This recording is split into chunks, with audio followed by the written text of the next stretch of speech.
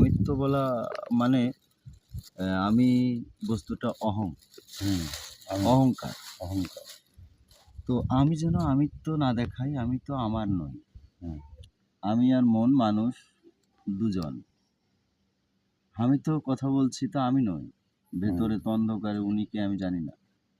হুম, তো ওনাকে তো চোখ বন্ধ করেও দেখা কঠিন। তো দেখতে হলে সাধনায় যেতে হবে, সাধনায় যেতে হলে ধ্যানে যেতে হবে, ধ্যানে যেতে হলে চুপচাপ হতে হবে। আর চুপচাপ হলে কিছুটা হয়তো হুম, অনুভবে মাত্র। এই একটা সুর শুনলাম, তারের মধ্য থেকে প্রকাশিত। এই সুরটা তো এটা সত্য। এটা যে বাজলো এটা তো সত্য। এ তো স্বীকার করতে হবে দন্তের স সত্য। হুম, তো এটাকে যদি আমি বলি যে আমি শুনি নাই, তাইলে আমি কালা, আমি কানে শুনি না। তো আমি যেহেতু শুনি, তো শোনাটাকে স্বীকার করা সেখানেও তো দন্তের স। তাহলে সূর্যে দন্তের স প্রতীয়মান দিবালোকের মতো যেটা একদম পুরা দুনিয়া পৃথিবী সাদা করে রাখে।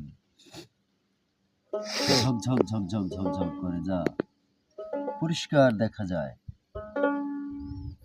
তাহলে সাদায় স, সাধনায় স, সত্যে স, সুরে স।